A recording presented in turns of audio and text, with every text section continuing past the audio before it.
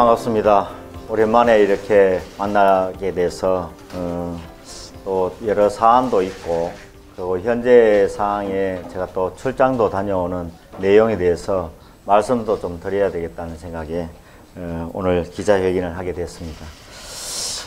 존경하는 언론인 여러분, 정말 반갑습니다. 일주일 전에 우리는 아주 반가운 소식을 접했습니다. 고양시가 경기도의 경제자유구역 후보지 2곳 중에서 하나로 선정됐습니다. 경기 북부에서 고양시가 역대 최초이고 유일한 도시입니다. 저희 공약 제1호 공약 경제자유구역입니다. 취임 결재는 경제자유구역 추진 TF팀 발족이었습니다. 그 정부 부처, 경기도 등 관계기관을 찾아 당위성을 설득했습니다. 주변에서 이동하는 경제자유구역에 미쳤다 할 정도로 모든 진심과 노력을 다했습니다. 시 성격 30년이 된 지금 고향을 일으켰던 택지개발이라는 동력을 점차 사라지고 동력은 사라졌습니다. 도심은 낡아갑니다. 지금은 고양시가 큰 걸음을 떼어 베드타운에서 자족도시로 건너가야 할 최적의 골든타임이자 마지막 기회입니다.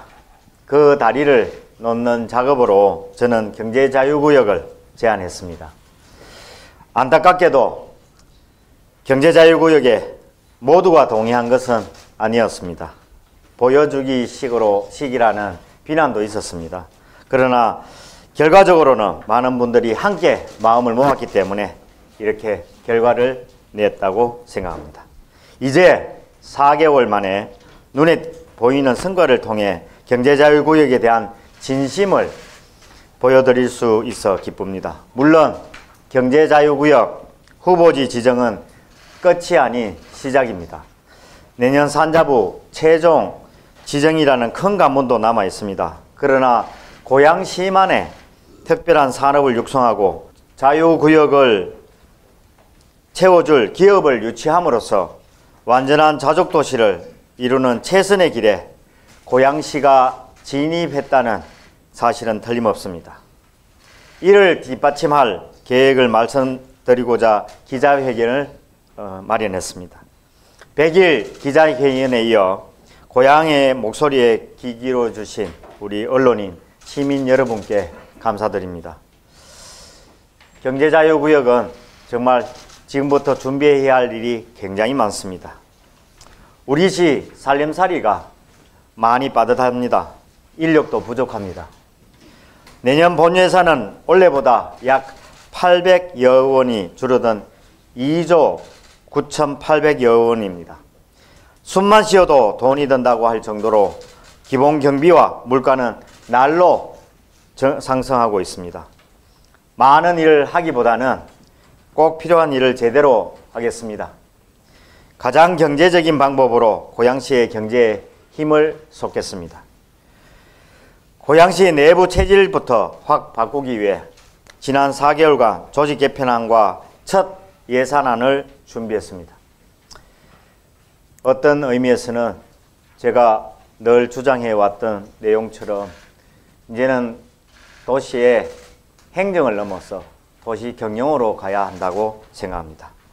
이를테면 경영가형 조직, 경영가형 예산으로 전면 전환하겠습니다.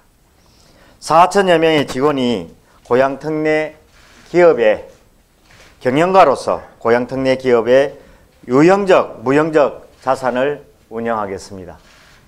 기존 인력은 동결의 조직 규모는 늘리지 않으면서 자족기능, 재건축, 광역교통 분야의 조직을 확대하고 인력을 더 배분해 고양시의 힘과 역량을 집중하겠습니다. 그 핵심 조직은 자족도시 실현국입니다.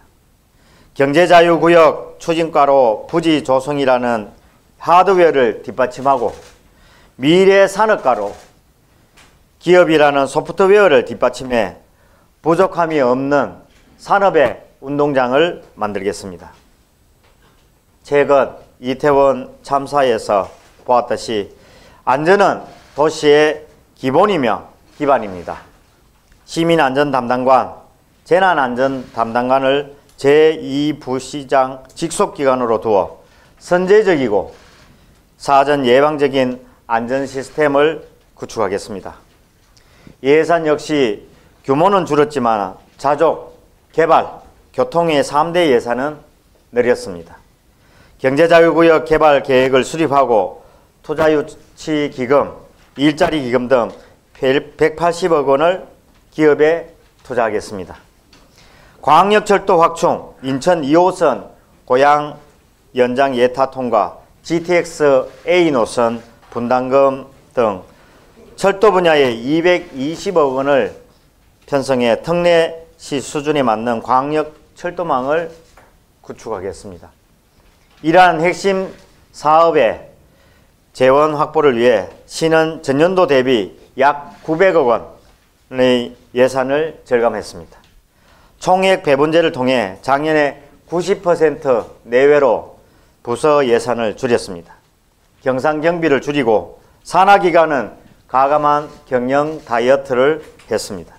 유사 중복 사업을 통폐합해 22억 원을 절감했습니다. 특히 매년 반복되어 온 행사성 예산, 위원회 예산, 보조금, 집행 부진 사업 등을 30%에서 최대 90%까지 삭감했습니다. 동시에 공모사업과 민간투자사업을 확대해 고양시 예산의 전체 규모를 늘려나가고자 합니다. 경제자유구역에 관련해서 저는 지난 열흘간 이스라엘, 아랍에미레이트 등의 선진경제 도시를 순방하고 왔습니다. 이 자리를 빌어 간단하게 설명을 드리고자 합니다.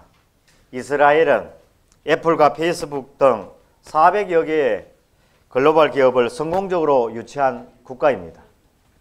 스타트업 육성에도 특화되어 있습니다. 이스라엘 혁신청과 와이즈만 연구소 그리고 바이오하우스의 특화기관 3곳을 방문해 경험과 노하우를 배우고 왔습니다. 아랍에미레이트는 명실상부의 경제자유구역 대표 성공 사례입니다. 특히 두바이의 헬스케어 시티는 고양 바이오 정밀의료 클러스터의 중요한 롤 모델입니다. 두 도시와의 상호 네트워크를 꾸준히 유지하기로 약속했습니다.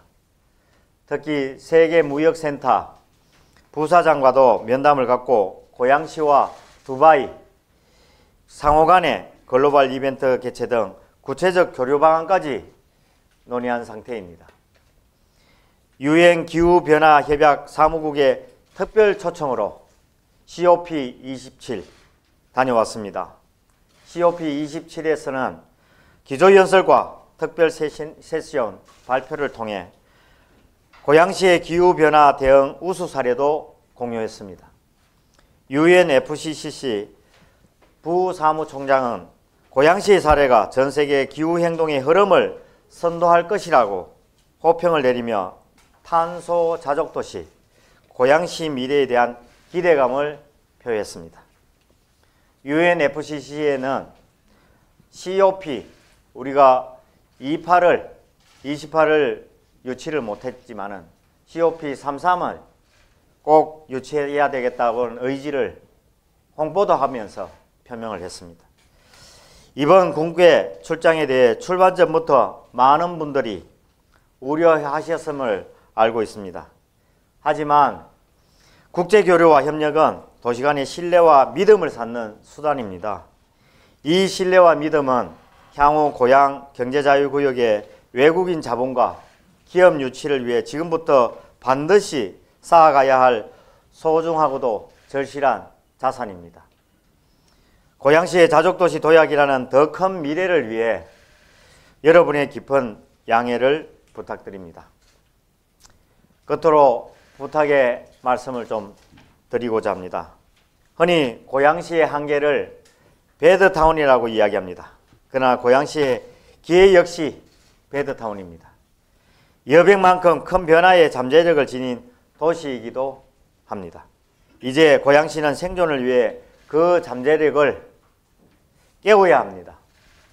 정책에는 반드시 반대와 이견이 있을 수 있습니다.